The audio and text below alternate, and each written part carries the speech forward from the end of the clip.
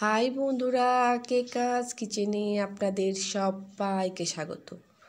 আজকে আমি আপনাদের সাথে শেয়ার করব দারুণ স্বাদের একটি পিঠের রেসিপি। তো বন্ধুরা, আর দেরি না করে রেসিপিতে চলে যাই। পিঠে বানাবার জন্য প্রথমে কড়াইতে 200 গ্রাম সুজি নিয়ে নিয়েছি। গ্যাসের ফ্লেমটা লো রেখে সুজিটা ভেজে নিচ্ছি। গ্যাসের ফ্লেম কোনোভাবে হাই বা মিডিয়াম করা যাবে না, সেক্ষেত্রে সুজির কালার চেঞ্জ হয়ে যাবে। 2 থেকে 3 মিনিটের মতো সুজিটা ভেজে নিচ্ছি, যতক্ষণ না পর্যন্ত সুজির কাঁচা গন্ধটা চলে যায়। সুজিটা ভাজা হয়ে গিয়েছে, গ্যাসের ফ্লেমটা অফ করে দিলাম। সুজিটা একটা পাত্রে নামিয়ে নিয়েছি। স্বাদ মতো লবণ অ্যাড করলাম। যে কোনো মিষ্টি খাবারে অল্প পরিমাপে যদি লবণ দেন, স্বাদটা ব্যালেন্স হয়। হাফ টেবিল স্পুনের মতো বেকিং সোডা অ্যাড করলাম। অবশ্যই বেকিং সোডা দেবেন, তাহলে পিঠেটা কিন্তু খুবই সফট হবে। সমস্ত কিছু উপকরণ একসাথে মিশিয়ে নিয়েছি। দুধ অ্যাড করলাম। দুধ গরম করে রুম টেম্পারেচারে রেখেছিলাম, সেটা দিয়ে দিলাম। খুব ভালোভাবে মিশিয়ে নিচ্ছি। আপনারা চাইলে দুধের পরিবর্তে কিন্তু জল দিয়েও করতে পারেন। দুধ দিয়ে করলে পিঠের স্বাদটা কিন্তু অনেকটাই ভালো আসে। ক্রমাগত মিশিয়ে নিচ্ছি। আর একটু দুধের প্রয়োজন, তাই আরও অল্প পরিমাপে একটু দুধ অ্যাড করলাম। 1 টেবিল স্পুন চিনি অ্যাড করলাম। সমস্ত উপকরণ একসাথে মিশিয়ে নিচ্ছি। সুজি যেহেতু কিছুক্ষণ রাখার পর শক্ত হয়ে যায়, তাই ব্যাটারটা একটু পাতলা করতে হবে। ঢাকনা চাপা দিয়ে 10 মিনিটের জন্য এটাকে রেখে দিচ্ছি। 10 মিনিট পর ফিরে আসলাম। সুজিটা কিন্তু সম্পূর্ণ ভিজে গিয়েছে, আর আপনারা দেখতেই পাচ্ছেন কীরকম কনসিস্টেন্সিতে সুজিটা আছে। এই কনসিস্টেন্সিটা একদম পারফেক্ট।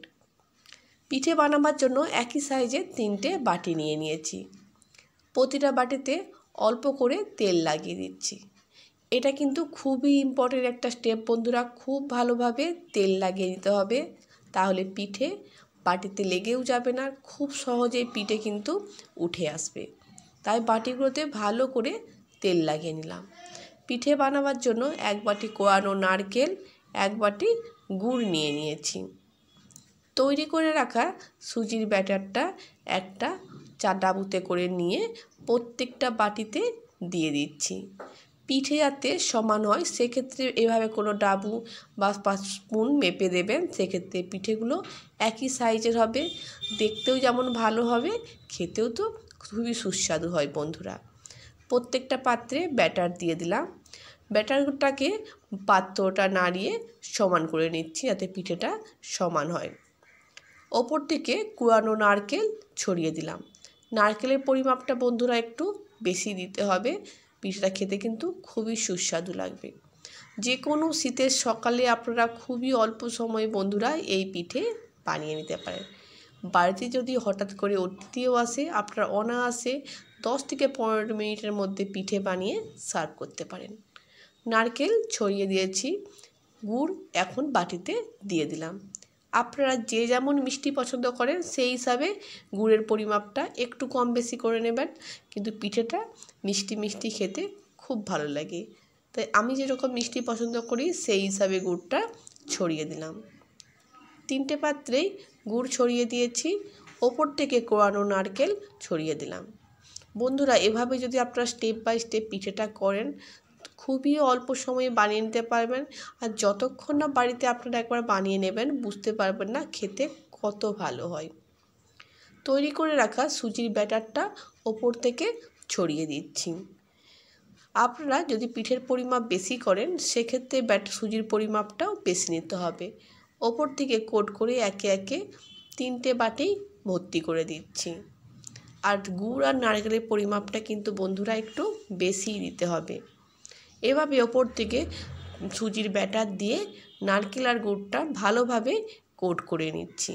আর যদি আপনারা স্পুন মেপে দেন, সেক্ষেত্রে 3টে পিঠেই কিন্তু সমান হবে। তৈরি করে রাখা সুজির ব্যাটারটা 3টে বাটিতেই চাড়িয়ে দিয়ে দিলাম। এভাবে বাটিটাকে নাড়াচাড়া করে নিচ্ছি, যাতে খুব ভালোভাবে বাটির সাথে সেট হয়ে যায়। সুন্দরভাবে বাটির সাথে সেট হয়ে গিয়েছে। দেখতে ভালো লাগার জন্য আমি কিশমিশ দিয়ে ওপরটা ডেকোরেট করে দিচ্ছি। আপনারা চাইলে করতেও পারেন আর নাও পারেন। কিশমিশের পরিবর্তে যে কোনো বাদাম দিয়ে আপনারা এটা করতে পারেন। পিঠে তৈরি হওয়ার পর কিন্তু বন্ধুরা দেখতে দুর্দান্ত লাগে। এভাবে কিশমিশ দিয়েই আমি এগুলোকে ডেকোরেট করে নিচ্ছি। প্রত্যেকটা বাটি আমি ডেকোরেট করে নিলাম। কড়াইতে জল বসিয়ে দিয়েছি। প্রত্যেক বাড়িতে এরকম স্ট্যান্ড থাকে, সেটা কড়াইতে দিয়ে দিলাম। তৈরি করে রাখা পিঠের ডোগুলো বসিয়ে দিচ্ছি একে একে। তবে এটুকু খেয়াল রাখবেন বাটি যাতে বেঁকে না যায়, সেক্ষেত্রে পিঠেও কিন্তু বেঁকে যাবে। জলটা ফুটতে শুরু হয়েছে, ঢাকনা চাপা দিয়ে 10 থেকে 12 মিনিটের জন্য রেখে দিলাম। গ্যাসের ফ্লেমটা অবশ্যই মিডিয়াম রাখতে হবে। 10 মিনিট পর ফিরে এসেছি।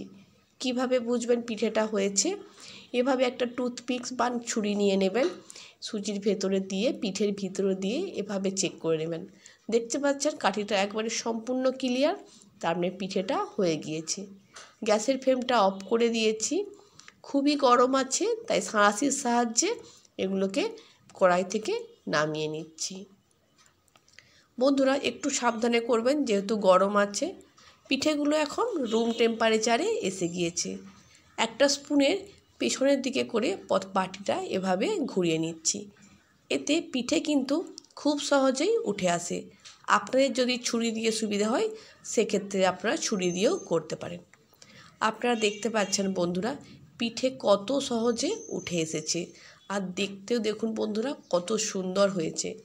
আপনারা কিন্তু অল্প সময়ে বাড়িতে এই পিঠে বানিয়ে নিতে পারেন। আর একবার বানিয়ে দেখবেন বন্ধুরা, আপনাদের বারবার বানিয়ে খেতে ইচ্ছে করবে। দুটো পিঠে সুন্দর উঠে গিয়েছি। এই পিঠেটাও একই প্রসেসে আমি বাটি থেকে তুলে নিচ্ছি। তাই বাটিতে তেল লাগিয়ে নেওয়াটা কিন্তু খুবই ইম্পর্টেন্ট, তাহলে পিঠে কিন্তু খুব সহজেই বাটি থেকে উঠে আসবে। 3টে পিঠেই তুলে নিয়েছি বন্ধুরা। বন্ধুরা আপনারা যদি আমার চ্যানেলে নতুন হয়ে থাকেন আর ভিডিওটা যদি ভালো লেগে থাকে, চ্যানেলটা সাবস্ক্রাইব করবার অনুরোধ রইল। আজকের মতো বিদায় নিচ্ছি। নতুন কোনো পিঠের রেসিপি নিয়ে, নতুন কোনো রান্নার রেসিপি নিয়ে আপনাদের সাথে আবার হাজির হব। আজকের মতো বিদায় নিচ্ছি। ভালো থাকবেন আপনারা।